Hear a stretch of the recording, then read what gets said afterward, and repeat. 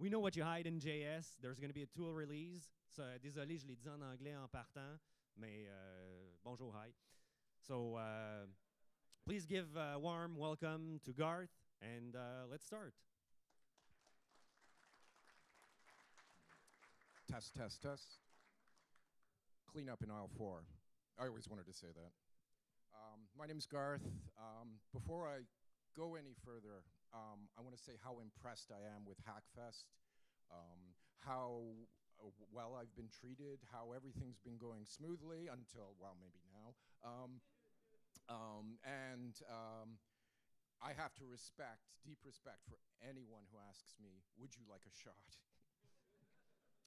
So I wanted to share some things that have been rattling around in my head for a few years, particularly in single-page apps and JavaScript. And so these are my confessions and some of my ideas in terms of doing recon associated with JavaScript. And now we see if the free clicker works. Yes. All right, moving right along. So gratuitous slide about me. I like beer. Any questions? J'aime beaucoup la microbrasserie de Québec. I tend to like the local, the small, I don't drink my father's beer. But that's a good question. First, good question out of the gate. My background is engineering and software engineering, and I didn't come out of the world of engineering to say, I want to be in security. I just sort of fell into projects that led me there. And so the gateway drug was military message handling, which you might expect is reasonably paranoid. And that led to one thing and another, and I work mostly in an architectural field, but to understand a good defense, you need to know the attacks. I think Sun Tzu said that somewhere. Anyways, I'm a chapter co-lead at OWASP Ottawa. If you're in Ottawa, come check us out. And after a while, you get to a certain age and you just want to do your own thing. And so I'm an independent, free-range chicken in cybersecurity. Gratuitous, shameless plug for OWASP Ottawa. I said we meet monthly. We do CTFs, which I got a t-shirt out of.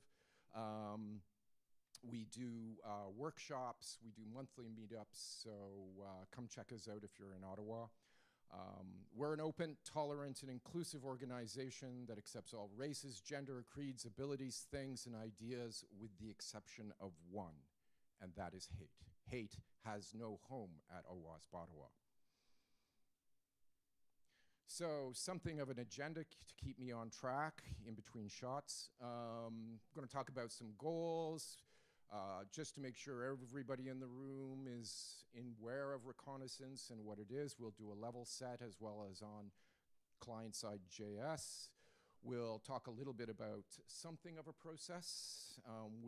Everybody likes tools, gotta love tools. So we'll talk about some tools, and we'll conclude with the answer to the life, the universe, and everything. You are my people. So let's talk about some goals. Hopefully at the end of this talk, you will understand the benefits of reconning JavaScript. We'll talk about some methods to acquire client-side JavaScript. You may think it's simple, but we can always make things more difficult. We'll talk about inspection, observation, and curation of that JavaScript, and the fun part being the extraction of interesting tidbits of information. So just to level set, make sure everybody's on the same page, what is reconnaissance? And so what's also known as recon is typically that very first step that you do in a pen test engagement. I need to find information about my targets. You could call it information gathering. If you had a legal mind, maybe you'd call it discovery, or open source intelligence. We've got all these fun names for it. And there are different forms. One is passive, one is active, and there's one I like to call passive-aggressive. Hey, I'm Canadian. It's got to be passive-aggressive. So why do it? So it's all about time. Honestly, in an engagement, I'm time boxed. My client wants to time box me because of money, because they don't want me to find anything. Time is my enemy. And so I need to give myself a benefit in that I want to be very, very efficient in how I spend my time. And so there's no point in me pen testing a tech stack that doesn't exist on my target. So I want to build a dossier as much as possible on the digital exhaust that my client is leaving in the public internet. And that will hopefully tip the scales in my favor. And I'm just pause for a minute here because I just realized I don't have my speaker's notes in front of me, so I'm actually winging it, in which we now know the true benefits of having a shot during talks. So, what are the types of reconnaissance? Well, we talked about passive, in which I want to not directly contact or touch the in-scope target. So I'm going to look at their digital exhaust. So I'm going to use their anti-social media. I'm going to look at search engines. I'm going to look at anything out there. I might use tools such as a WASP-MS to find what are they leaving on the internet. I'll look at job postings because they're not going to advertise for, you know, a Microsoft database if they're using PostgreSQL. So I want to be able to be as, I want to find as much about their tech stack as possible without letting them know I'm there. And then there's active, where I'm going to be port scanning, and I'm going to try to support the dossier I've built from passive to get more details in versions and things like that. So I'm refining my passive. And then there's what I call passive aggressive. As a coward, I want to use other tools to do active for me. So I'm going to use something like Shodan or Census or other tools that are actively scanning the net for me, and I'll just, you know, be the coward and pay the subscription and use their data. Okay, so from that, let's try to tie it into client-side JavaScript. In the beginning, when the earth was green and I had hair, web pages were static. And as a pen tester, I had to try to nuance what is the code doing. And I had to do that by sending in requests and looking at the responses and thinking, hey, what is the code doing? Is it like this? Is it like that? What are mistakes are they making? It was opaque to me. I couldn't tell, but I had to guess. And because web pages were static, this was considered suboptimal. So somebody had the bright idea, hey, let's put an engine in the browser that allows me to execute code. And before it was released in beta, it was called LiveScript. And we're talking about 1995. Who here was here in 1995? Wow. And you admit this. So in 1995, it got released as JavaScript. Why did they call it JavaScript? Does it look like Java? No, but it was Oracle. Right, with Netscape Navigator, right? But they called it JavaScript. Is that like, where, you know, was the marketing department having shots? I don't know. But does it look like, oh. Okay, you drank coffee, bad coffee, maybe bad coffee, very bad coffee. Anyway, so it gets released as JavaScript. And then something quite independent happened. XML HTTP request was generated. And so now instead of using the browser for my communication medium in my JavaScript code, I can now talk to the server. And when combined with a data transport mechanism like JSON, or if you hate yourself, XML, and HTML and CSS, we now have what was called Ajaxian or Ajax as a mechanism or a programming mantra within the browser. And then everybody went to town and created libraries and frameworks to help developers build web applications. So that's Angular, your Reacts, and thousands of their friends. So over 100 years ago, the airplane was invented. What was the very first invention after the airplane? The airplane crash. So if now we have JavaScript or an engine running code in our browser, what's the very next thing? People want to share information either on purpose or accidentally. So who here is familiar with Agile? Agile development methodology, its purpose was to make more quality code or better quality code, right? And if you're familiar with Agile or if you've worked in an Agile environment, you will, whether you know it or not, have used FISI. Who here knows what FISI is? You all, I know you do. John, you're not allowed to talk. Who here, nobody knows what FISI, you all have encountered it. Fuck it, ship it. So we now have that before, in the early days where I had to guess what the server was doing for code, I have it in my lap. I can see everything. Every development fail, every management fail, every framework fail, every forgetfulness, misconfiguration, schedule, frantic, get it out by Friday kind of thing, it's now in my lap. So is it passive? Is it active? Is it passive-aggressive? Is it mental? What is it? Well, that depends. You might think it's active because I'm getting JavaScript from the server. I'm reaching out and I'm touching the server and it's, coming to my browser. But we can make it more complicated than that. So I know, those in the room who know, they know. You're going to ask me the question, what about the minified, the obfuscated, and the just plain ugly? How are you going to cope with that? How are you going to read that? How are you going to get things out of that? And to be completely honest, that's a talk on its own.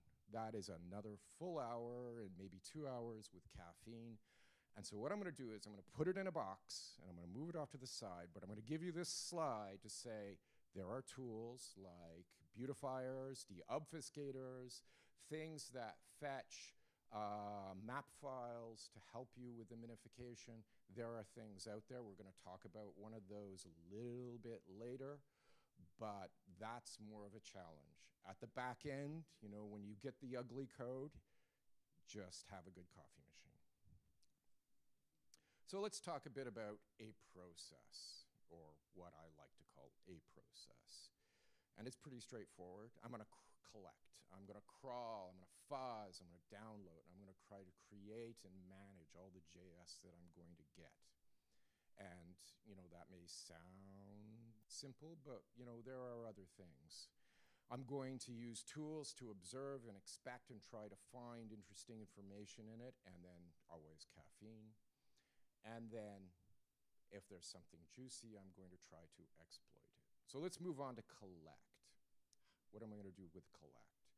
Well, there are actually two cases. There's the obvious linked, where the left hand of the website or web application knows the right hand. They're linked. They're in the code. I know what file to load. It's in the HTML or whatever. So I'm going to use tools to crawl the content. So that's the simple case. And then let's have a moment of silence for the no longer used, the renamed, the moved around and not removed, the backups, the forgotten. They're there. They're probably more interesting because they will have more fail in it. They might have older versions that are still live on the server and also forgotten, older APIs. So crawl. I'm going to crawl. I'm going to use tools such as Zap or Burp Suite. I'm going to try to exercise as much functionality as possible. In a client engagement, I'm going to try to get at least one account that's privileged, some level of privilege, hopefully two at two different levels, and I am going to use their website. I am going to use more of their functionality than their actual users know exists there because I want to get all the code. Because if they're trying to be efficient, They're going to do code splitting or lazy loading or all these things. I want to get everything, so I am going to work the site. And I'm going to use the automated crawlers because I do want some kind of a life, such as it is. So I'm going to try to exercise as much obvious current production code as possible. Then, in the other case, I'm going to fuzz, and I'm going to use tools like Fuzz Faster, You Fool, GoBuster, Ferox Buster, and their friends, and I'm going to be using word lists as either common word lists for naming obvious naming files, sec lists, for example, or I'm going to try to essentially get access to those things that may not be as obvious. And so that is really based on the quality of my word list. And then I'm going to do something called, and this sounds really fancy, temporal scans. I'm going to try to play with time. I'm going to, because as we know, the internet is forever, I'm going to use tools like the Wayback Machine or other index sites that keep a history to scan for older stuff. If I have a long-term engagement with a client, I'm going to establish a baseline of JavaScript. I'm going to keep that, and on a regular cadence, I'm going to grab their JavaScript and compare and contrast. I'm going to see what they're changing. I'm going to see is their old stuff currently still running on the server? Is it not? What is their new stuff doing? Was it released or did it escape? So the time element is also important. So, who likes tools? I've killed them all. No. Everybody likes tools. So I'm going to classify two types of tools, typically the extraction, your fuzzing tools, your crawling tools, your temporal tools, and then there are the analysis tools. This is where we put some meat on the bone. Those are typically two forms. Regex, your standard regex. Who here hates regex? Awesome, yes. Humanity, gotta love it. And abstract syntax trees. So often tools follow one of these two approaches. Sometimes they try to do both. And then there's what I call in situ tooling, where I'm using plugins, say plugins in Zap or Burp Suite, to sort of help me in that process. So they're sort of bundled all together. I don't have to bring up a terminal window or anything like that. And then there's the external tooling, where I just love to play in Linux. All right, so moving right along, let's get on to extraction. What can I do about extraction? Well, the simple use case is getting the links. So, you know, I can use anything like wget. And remember, boys and girls, wget is not a crime. Who here remembers the individual who was charged by the RCMP for using wget on a site that he had a subscription to? You don't remember that? Oh, okay.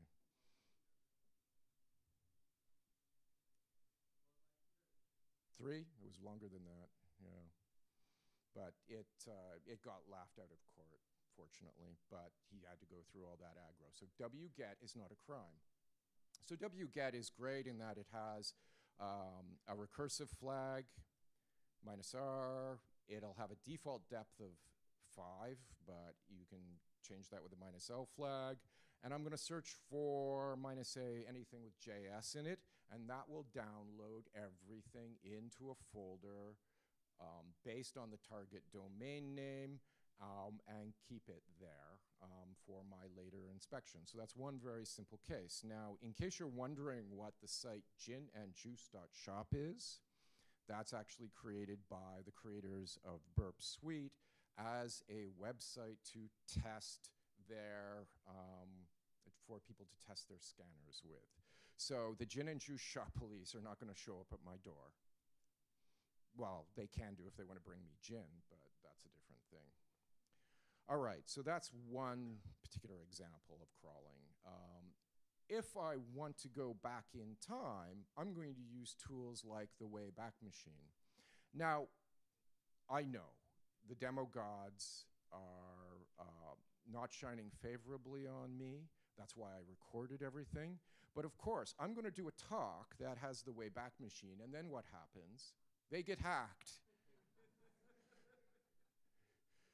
So, you know, if you do a talk, record it. You know, save yourself the aggravation.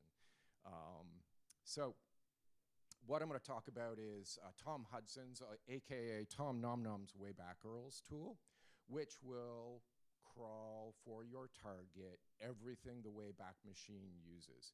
You could call this passive because you're not talking to the site directly. I would also call it passive aggressive. But there are other sites such as archive.is and archive.php. And they have the interesting cache in that they are Russian. And if somebody asks them to take something down, they tell them to go to hell. So that might be an interesting thing. So in that particular example there, I'm using Wayback URLs, I'm hitting Gin and Juice Shop, and I'm doing a regex, because everybody hates regex, to grep the content.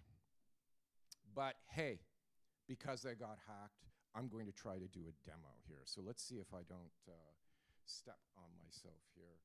So I will find out where my mouse is. It's in the wrong place. I'm going to do this. See the wrist movement?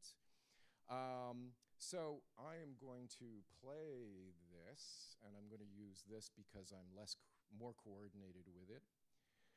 And apologize for the zooming in and out. I had probably too much caffeine, but I'm going to use Wayback URLs, and I'm going to call Gin and Juice Shop. Ooh, back and forth. So, and it's going to give me everything it knows over time. So you get some interesting content here. You can do it for general recon to see what APIs or what paths are available. But I want to be a little more surgical. I want to look just for maybe JavaScript. Maybe I'm interested in the dates. So I'm going to use the -dates flag, and it's going to give me the same information, but it's now also going to tell me when it got that actual file. Ignore the parser error because that was just me being fat-fingered, and I was too lazy to record the video again. So boom, we get a bunch of information, but we get everything marked at Zulu time, which, correct me if I'm wrong, is GMT, but it sounds so much more impressive if you say Zulu, you know? But that's what the Z means in the time scale. Okay, so now we've got something with dates, but now I'm going to get exotic, and I'm going to use my regex, and I'm just interested in the JavaScript. What have they got for the JavaScript? And so that's going to come back, and it'll eventually just get me everything it found for JavaScript in Wayback Machine. All right, so that's good. So I'm just going to pause that quickly before I do a spoiler on myself. There, that works. I love that. Okay, so now we're going to crawl again, and we're going to take a step up from where we were with Wayback Machine. We're going to use something called GAU, which stands for Get All URLs. And this particular tool is cool because it was inspired by the Wayback Machine or Wayback URLs, but they wanted to add, the creator wanted to add a couple of things to it. So they went to Common Crawl with a site that's similar, Alien Vault's Open Threat Exchange, and if you have an API key, it will also use URL scan. Again, this will be passive or passive aggressive. And we can then use bash to bring out a bit more information. So I'm going to do a GAU demo, and fortunately for them, because I cursed Wayback Machine, I didn't curse GAU or Alien Vault or these others. They still seem to work. So I am going to go back here, and so here we have my command. Hopefully it will zoom so everybody can see that eventually. So I'm going to use GAU. I'm going to do the same call to my target, and it's going to give me a lot of stuff. And the interesting thing about that, because now my search has expanded, I'm going to see some interesting things here that I wasn't really expecting, and we'll zoom into it. But you'll see an actual attack payload in this search that I thought was quite interesting, which is interesting on its own, but that's not really quite what I'm looking for at the moment. So what I'm going to do is I'm going to now to try to refine this. I want to be able to extract just the particular JavaScript that I'm looking for based on all these searches. To get rid of any additional cruft, I'm going to use Tom Hudson's, aka Tom Nom Nom's, unfurl command, and I'm just going to use the format to say I want a protocol, a domain, a path, and an end target. So that's going to fire off, and it's going to give me the same information, but any additional API parameter crap it will remove, because I'm just interested in the files and the paths. So I'm going to faff around there a little bit. Now I'm going to try to, let's refine it down. Where is my history? There it is. So I'm going to use grep because we all hate regex. And I'm going to sort it for uniqueness, and I'm going to output it to a file, and then I can use that file further on later in the command, or later for analysis. So once I figure out, so there's my sort, so I have a sort for uniqueness, and I'm going to output it to a file. And then a little later, I'm going to just give the output of that file. Boom, we have some files, and there was much rejoicing. Okay, so let's move on. Let's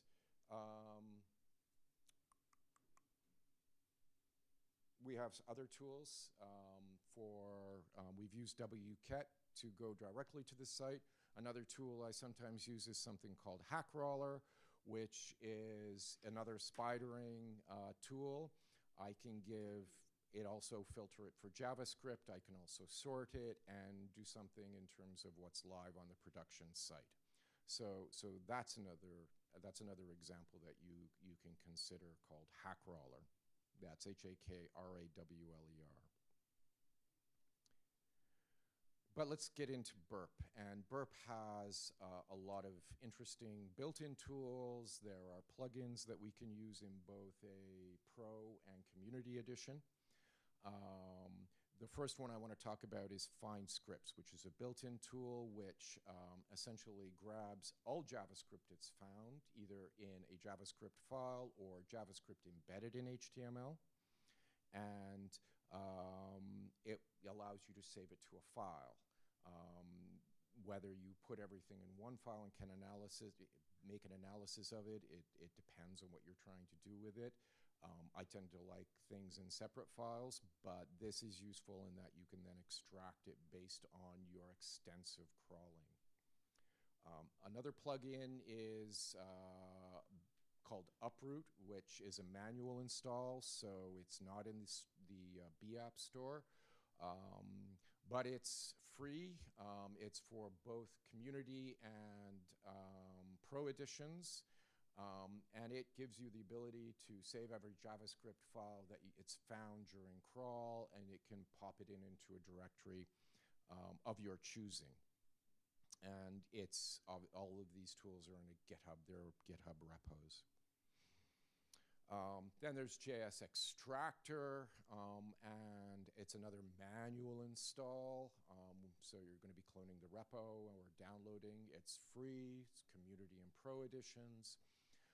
And it also allows you to extract JavaScript files you found during crawling.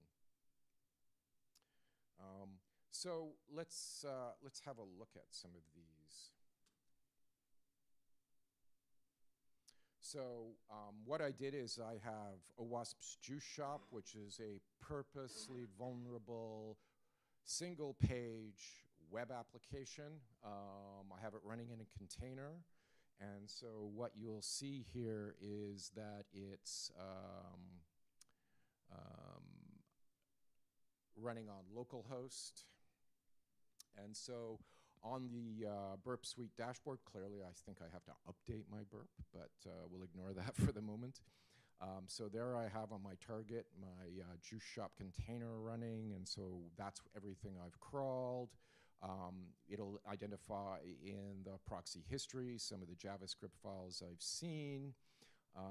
But what I'm interested in is looking at find scripts and seeing what it sees. So I'm going to go to the target, I'm going to right-click, I'm going to go to engagement tools, and I'm going to go to find scripts. And that's built into the tool itself, not a plugin. So it pops up a dialog, and it will list every hit on JavaScript. So if you look at the response, here is one embedded in the HTML. So it will have found that, identified that, and I can then extract that. It will also have found, obviously, .js files or JavaScript files. And you'll notice at the top right, there's an export scripts button. And so when you hit that, you will get the opportunity to save it to a file. You can copy it to a clipboard if you so choose. And you can include the URLs if you wish. So that's find scripts. See if I can move it along. So the next one is, we're going to go back to the target. We're going to right-click again, and I'm going to look at some plugins like File Extractor. Very, very similar, except I can also extract to file or clipboard, and it will pop up another dialog. So it's very similar in that fashion, but it's going to now look specifically at just the JS files, and it will miss the scripts bundled within HTML. The last one that this demo is going to show is the plugin. Oh, this is actually going to be where I get to select where I dump the content. The last one is going to be uproot. Now it's a little different. It's decided to drop a menu at the top, menu item at the top. So I'm going to select that, and that's also going to drop JS files. So we have a multiple different choices to be able to get crawled information or crawled scripting and drop it in our file system for later analysis. And we'll stop it there. All right.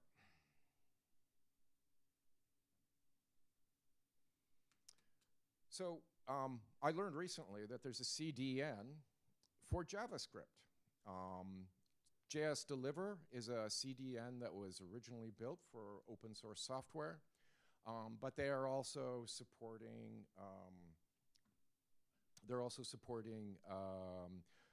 bespoke projects. And the interesting thing about this is that I can query the CDN directly without going to the target.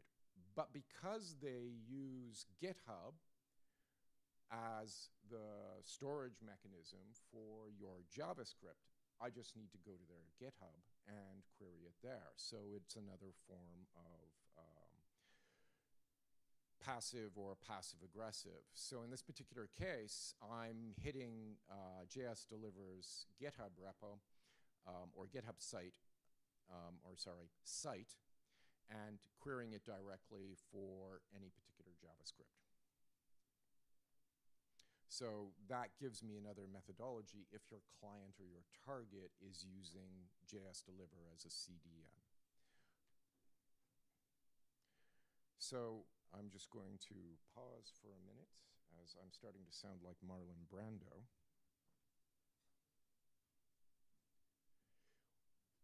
While I'm pausing, are there any questions? All in awe. Okay, so let's talk about the more complicated case of getting the unlinked, the forgotten, into our clutches. So as I mentioned before, this is the forgotten stuff that potentially could have juicier content, and this is a fuzzing situation. So there are typically three cases. I'm looking for known file names that have been renamed, known file names that have just been moved, and the two of those, it's been renamed and moved somewhere else. So I'm going to need a couple of word lists to be able to help me build this. if I've spidered or crawled a site, I know where the directories containing their JavaScript is. So I might want a word list that actually renames the directories, because maybe on a release, these things have just been moved off to the side. I'll probably also need a word list pardon me, of file names I've found that have the actual JavaScript, live production JavaScript, but have been renamed. So there's the potential of what is the renamed folder and what is the renamed file. And there's a number of ways we can generate these word lists. But once I have those word lists, I'm going to use my fuzzing tools like Fast Fuzzer You Fool, GoBuster or FairXBuster to go through the directories I've found to try to find this additional content. And you're probably thinking, oh yeah, there's a lot of command line stuff going on here. I have to keep track of these files. I have to remember these things. Maybe that's a lot of work. And so while investigating this process, thinking, well, somebody must have thought of something, I found a tool called Script Hunter, and it looked like, the business. It's going to do it for me. And it has the right idea. The problem is that it's 4 years old and it's dormant. And obviously, it uses the underlying tools like we've talked about, like GAO, like Hackcrawler. But when you run it, well, those tools have moved on because they're live projects. And so out of the box, Script Hunter falls over because it hasn't kept up with it. No problem. No problem. I'll fork it. I'll fix it. I'll do a PR. No problem. And so I do that, and I give the PR, and then I find the PR graveyard. And I'm thinking, okay, all right, so other people have been down this road before. So I have a working version on my repo, which is a fork. Okay, so that's there. And so then I'm thinking to myself, okay, this is great. Where GAO sort of picked up after way back Earls was, as Script Hunter has sort of picked up from GAO and Hackcrawler, what can I do to pick up from this and move it along? But I'll leave it there. I'm just going to give you a demo of the working version of Script Hunter.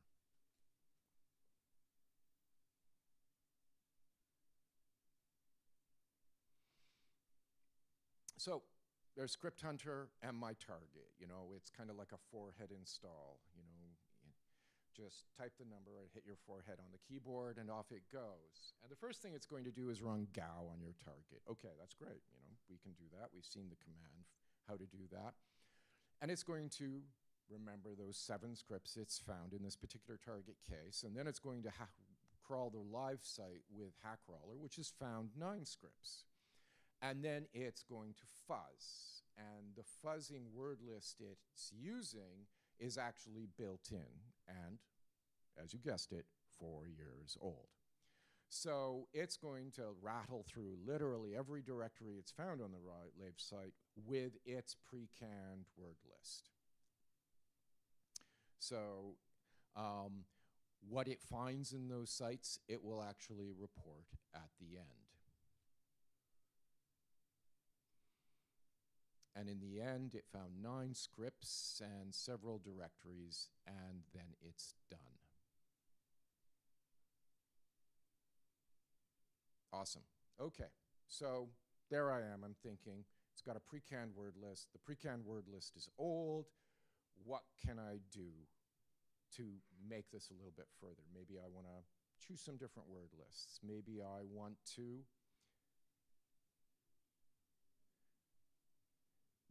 hallucinate. And so, I try not to use AI, but I thought if I want to make up stuff, if I want to figure out what people maybe try different things that people want to rename it, what better than to hallucinate a name than use an AI? So I'm going to try to pick up where Script Hunter left off. I'm going to add other live word lists, like from SecList, because it's actively maintained. And then I'm going to add AI hallucination.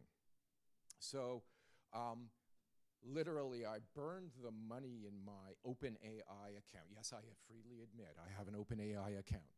I burned the money in my account just arguing with an AI all day because it couldn't give me the output format I wanted. I mean, you know, what they don't make you give. But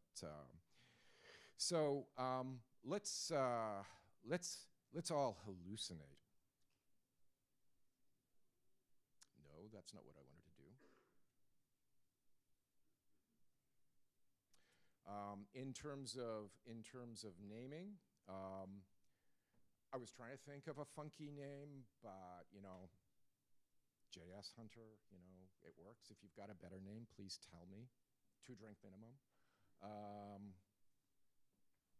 So what are we going to do with JS Hunter? So in this particular case, I'm going to have more parameters. I'm going to say, well, I'm going to give me your target. So -t, give me your target. And I require seclist to be installed. So I'm going to say, give me a -d for the directory of seclists so I know where seclists is. So I have a source of other word lists. And I'm going to have this curious little -a flag. What could that be? So when we fire this off, it's going to first determine that silent mode is turned off. So I'm going to prattle on and talk about things. It's going to check that the seclist directory exists and has the content I need in it.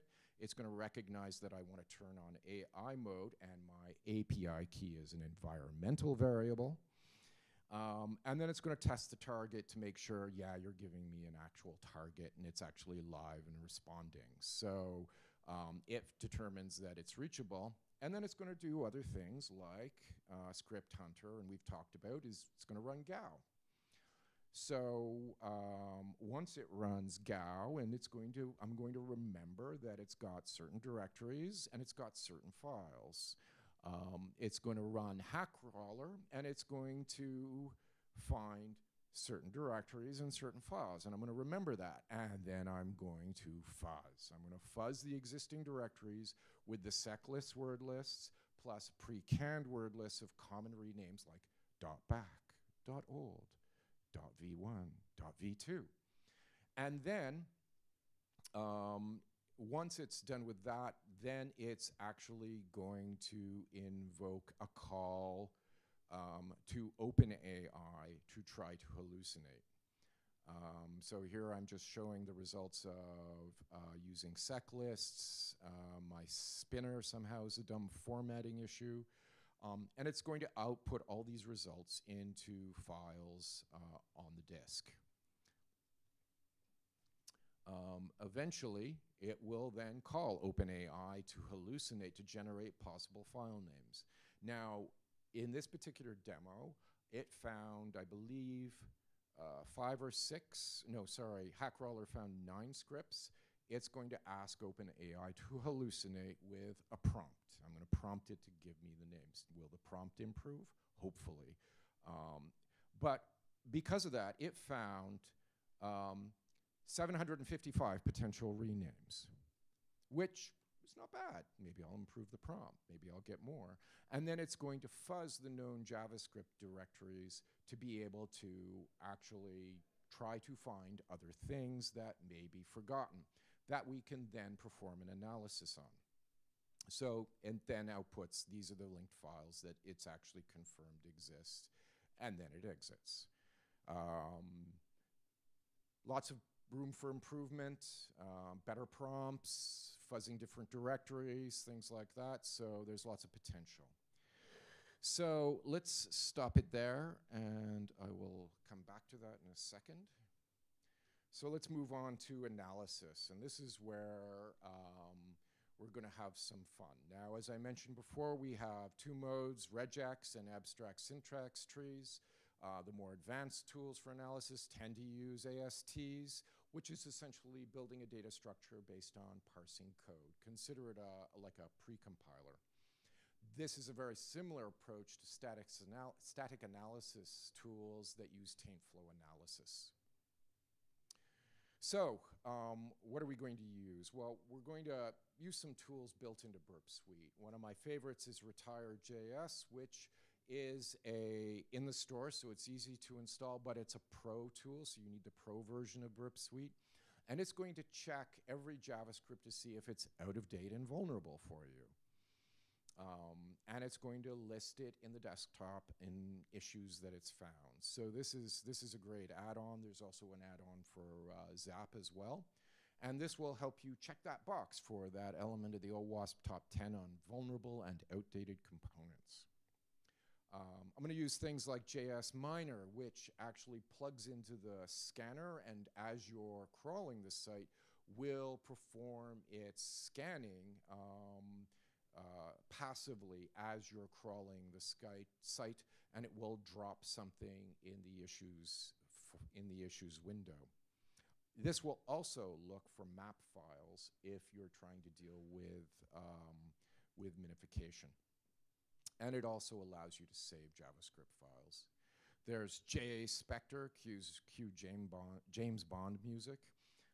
And this is very similar, except it's a manual install, so you can run it on the community version, and it's similar in that it attaches to the burp scanner, so it also passively scans. And so it also searches for URLs, endpoints, and dangerous methods. So let's do a little demo on that. So same site, Juice Shop. We've got a history of scanning the sites there, and we have an issues window on the right, which we can actually go and inspect things. And I am going to zoom here. So in this particular case, Retire has found 4 items. And so if we click on the individual items, you'll see where it says, yeah, Retire.js has found it. And what has it found? Well, in this particular case, it's found a vulnerable version of jQuery. And it provides some informative links so you can continue your research. And so you can go through and itemize each of those individual things. So that's Retire. The next thing we're going to look at is JS Miner's output. And in this particular case, it's found 2 issues, which is identifying in 2 particular JavaScript files and 1 JSON file. And eventually, I'm going to click on one of these items, and it's going to say, well, it's found password, a password field. So there's maybe potential there.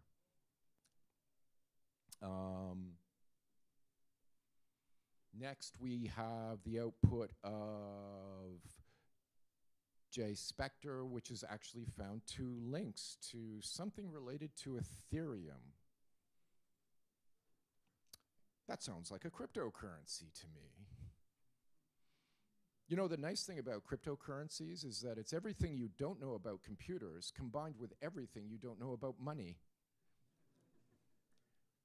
So this is cool because I can crawl these things, do my bidding, and do these searchings, and gives me a nice output that I can actually report on. I'm going to look at some extensions here, not that one, get back to JS Miner. JS Miner allows you to do it passively, but you can actually manually invoke it as well. You can select an individual scan if you want, or you can output this to a log file. So that helps you report on it later. And that, I believe, is it for this particular demo. All right.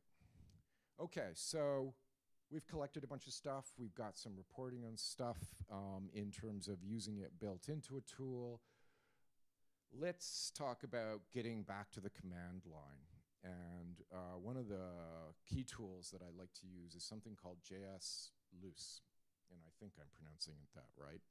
Now, this one is based on abstract syntax trees, and this is a tool that's in Bishop Fox's GitHub repository. And we use it as a command line to be able to analyze the JavaScript files.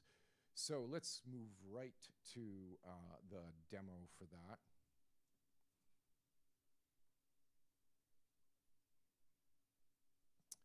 This is going to end, and boom, back to the command line. So I've got a bunch of JavaScript files that I've already extracted, all right?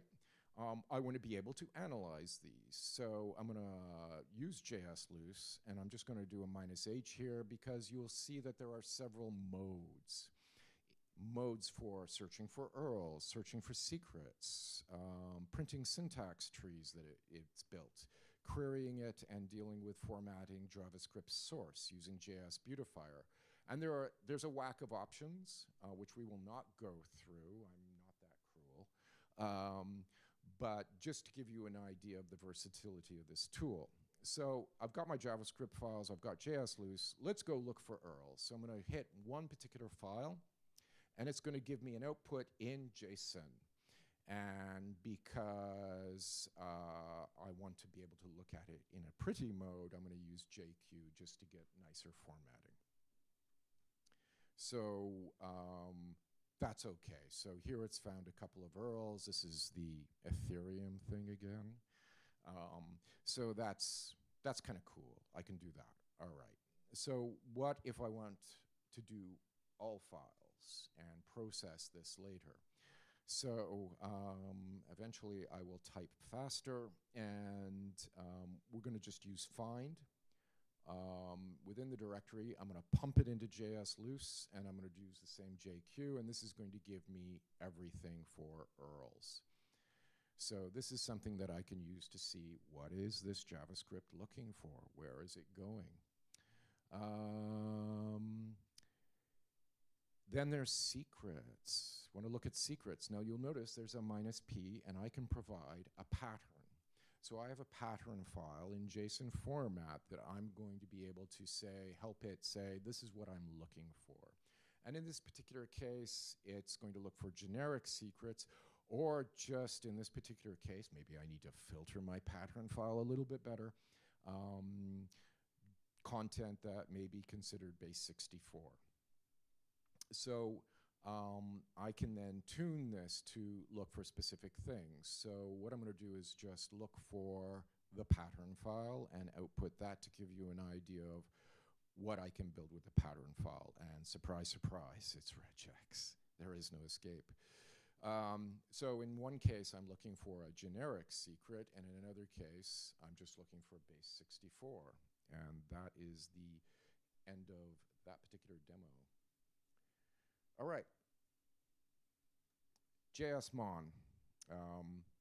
This is a tool that is able to help me deal with different releases over time. So I'm going to use it to establish a baseline, get the JavaScript file, and then I'm going to use it at a different cadence to get new content or the same content, and it's going to alert me on diffs or size changes. So this will help me automate that. But this is what I'm talking to you about today is a sampling. It's a flight of different choices of tools out there, but there is a whole lot more. There's things like JSter or Link Finder or Gouge. So I invite you to go searching and see what you can find. And that's it for me.